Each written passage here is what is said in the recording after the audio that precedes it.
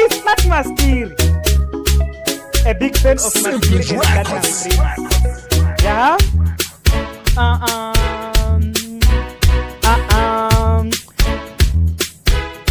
Anzi, enezvekusiya zvinhu zvichifira mumwoyo mangu ndichirwadzira ndichisiya kutaura chokwadi handingazvigone. Ndatimirai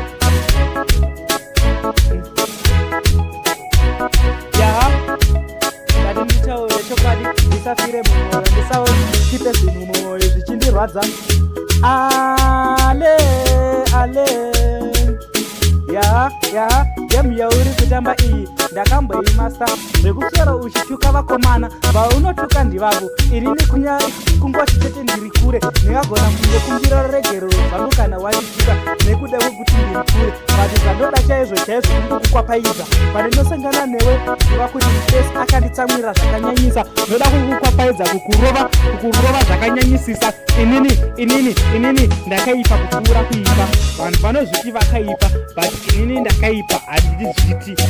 ndo zvanditori. vanondiziva mabhedhikozi kwese kwandinofamba, vanofamba vachitoti uyu mufesi haana kunaka. kunyange kuchikoro kwandakabva mwana vechikoro vaizviziva kuti ndiri munhu akaipa. only maticha vanhu vakuru ndo vanga vasingazivi kuti ndiri munhu akaipa. panyaya dzekufaita vanhu vanondiitira zvisina basa, zvisina kana musoro, kundituka ndisina chandatadza, kungo imhosva here kukubhorosa. kana usingadi kutaura neni tingondibloka chete wondidhilita. chindiudza kuti haudi kutaura neni, wondipa zvikonzero zvinokwana kuita 5. kunyange kana ukandipa chimwe chete kana 2 ndinozvitambira, kwete kundiudza kuti inini ndinobhohwa usingandiudze kunyange ka1 reason kekuti ndinobohera chii. iwe wana mhani iwewe une laki rekuti ndiri muzanzi. dai ndiri muzimbabwe waizoona shamhu yangoerekana yake kurira zvekuti mbuya vako vaizouya kuzondikupotera kana kundirova. bhulazi vako vangadai izvo vakanditsamira vasingatozivi kuti vachandibatira pati sezvo ndichigara ndiri padheni dzangu. iwe ndamatamwari kuti madhezi andichauya ikoko ndinokuwana watoroorwa. kana ndikakuona usiri mukadzi wemunhu ndichakuudza kuti I love you. kana ndakuudza kuti I love you, give me that response you like to do. uchindituka sematukira aunioita boys.